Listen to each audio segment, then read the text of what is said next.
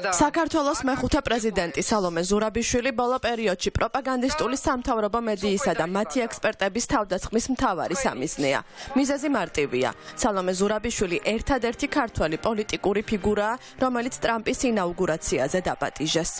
სალომე ზურაბიშვილი კვლავ გახდა სამიზნე მას შემდეგ, რაც ის ამერიკაში ტრამპის ინაუგურაციაზე მიიწვიეს.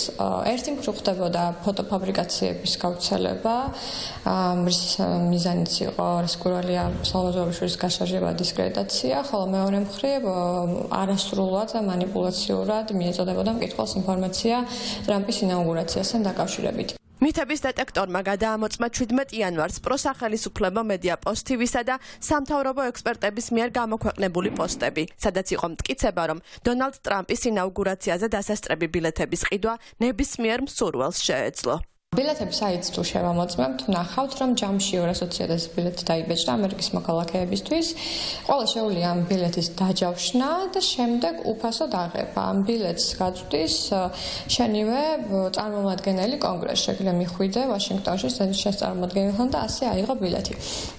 ზოგადად ამ ბილეთების გადაყიდვა სხვისთვის მიცემა არ ხდება, ეს ავტორიზებული არ არის მთავრობის მიერ. ინაუგურაცია სხვადასხვა ღონისძიებისგან შედგება. ფასიანი ბილეთების შეძენა კი არაფიცის დადების ცერემონიალზე დასასწრებად. არაბედ მხოლოდ წვეულებებში მონაწილეობის მისაღებად იყო შესაძლებელი. ეს წვეულებები გაიმართა არა მარტო ინაუგურაციის დღეს, არამედ წინა დღეებშიც. ეს იყო მაგალითად ვახშმები პრეზიდენტთან და ვიცე-პრეზიდენტთან, რაც ვიწყებოდა $500,000-დან. და ცხადია, ამაში რამდენიმე ბილეთი შედიოდა, თავისთავად ვახშამი შედიოდა პოლიტიკოსებთან. თუმცა რასაკურველი ამ ხელობას გადახდა ყველას არ შეუძლია და ძირითადად ესეთი ტიპის შეხვედრები განკუთვნილია ბიზნესმენებისთვის და ლობისტებისთვის და ეს ერთგვარ დონაციას წარმოადგენს. ინაუგურაციაზე დასასწრები ბილეთების ყიდვა შეუძლებელი იყო. ბილეთები იყო უფასო და ხელმისაწვდომი მხოლოდ ამერიკის შეერთებული შტატების მოქალაქეებისთვის. რაც შეეხება საქართველოს მეხუთე პრეზიდენტს, სალომე ზურაბიშვილი ინაუგურაციაზე რესპუბლიკელმა კონგრესმენმა ჯო ვილსონმა მიიწვია და ამის შესახებ მან პლატფორმა X-ზე 27 დეკემბერს დაწერა. მოხარული ვარ მოვიწვიო პრეზიდენტი ზურაბიშვილი დონალდ ტრამპის ინაუგურაციაზე დასასწრებად როგორც საქართველოს ერთადერთი ლეგიტიმური ლიდერი. პატივს ვცემ მის გამბედაობას ივანიშვილისა და მისი ჩინეთის კომპარტიისა და ირანული რეჟიმის მეგობრების თავდასხმის ფონზე. ამას მოჰყვა სოციალურ ქსელში გამოქვეყნებული ფოტოფაბრიკაცია, თითქოს ზურაბიშვილი ინაუგურაციაზე ამერიკის შეერთებული შტატების დროშის პრინტიანი მოსაცმელით მივიდა. მეტი დამაჯერებლობისთვის ფოტოფაბრიკაციისთვის ონლაინ გამოცემა ტაბულას ქარდი გამოიყენეს. პოსტივის Facebook გვერდებმა მანიპულაციისთვის გამოიყენეს კადრებით, სადაც ჩანს, რომ სალომე ზურაბიშვილი ფიცის დადების ცერემონიალს თვალს ეკრანიდან ადევნებს.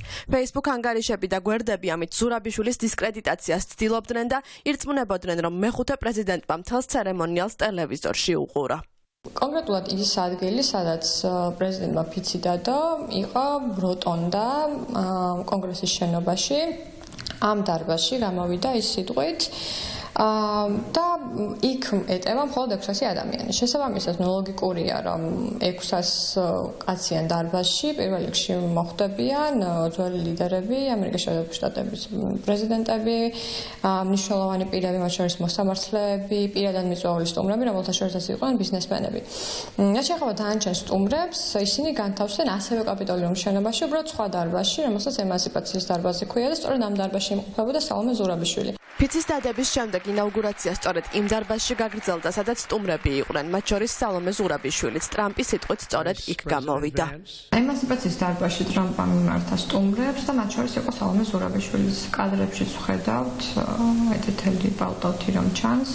თვითონაც ლაივშია გასული, ამ დროს ვიდეოს იღებდა და ეს ლაივი თავის Facebook გვერდზეც გამოაქვეყნა, სადაც ტრამპი ჩანდა. მის სიტყვით გამოსვლა და ამ ვიდეოშიც ვხედავთ, რომ სალომე ზურაბიშვილი სტუმრების დარბაზში იმყოფება. ძალიან მნიშვნელოვანია ამ დროს, რომ სალომე ზურაბიშვილი იმყოფებოდა ზოგადად კონგრესში და კონგრესის შიგნით იყო, რადგანაც ჩვენ ვიცით, რომ რესპუბლიკური პარტიის ყველა წევრმა ვერც კი მოახერხა შენობაში შესვლა და ზოგი გარედან ადევნებდა ცერემონიას თვალს. სალომე ზურაბიშვილის მადისკრედიტირებელ კამპანიას მხოლოდ საქართველოში არ ეწევიან. მეხუთე პრეზიდენტის გაშავებას ცდილობს რუსული პროპაგანდისტული მანქანა და ამისთვის მაკკეინის ინსტიტუტის ჯილდოს იყენებს.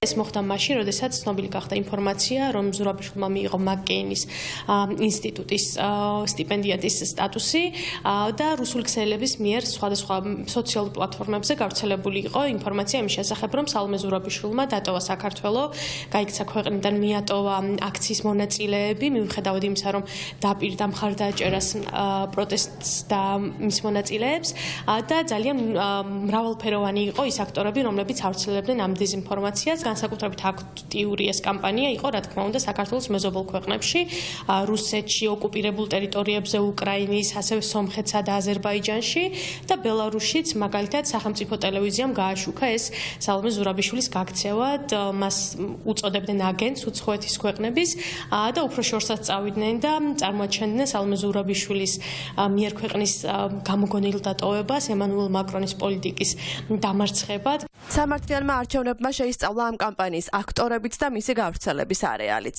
ძირთადად ჩართული არიან მედიებთან ერთად რუსეთის სახელმწიფოს აპარატში დასაქმებული პირებიც, მაგალითად ბლოგერები, რომლებიც ასევე ფინანსდებიან რუსეთის მიერ, ასევე ოფიციალური პირები რუსეთის და ის გამოცემები, რომლებიც პირდაპირ დაკავშირებული არიან რუსეთის მთავრობასთან, პრავდადან დაწყებული, კომსომოლსკაია პრავდა და სხვადასხვა გამოცემები, ძალიან მრავალფეროვანი არის მათ მიერ გავრცელებული ინფორმაციის წყაროები და ამ შემთხვევაში ერთ-ერთი მცდელობა იმის, რომ სხვაზე გადაეტანათ დანაშაულის, ასე ვთქვათ, დანაშაული, იყო ის, რომ ამ ყველაფრის წყაროდ, ინფორმაციის წყაროდ დასახელებდნენ რუს ოპოზიციონერ ჟურნალისტს და შემდეგ მას აბრალებდნენ, რომ მან მოიტყუა, რომ საქართველოდან გაიქცა სალომე ზურაბიშვილი.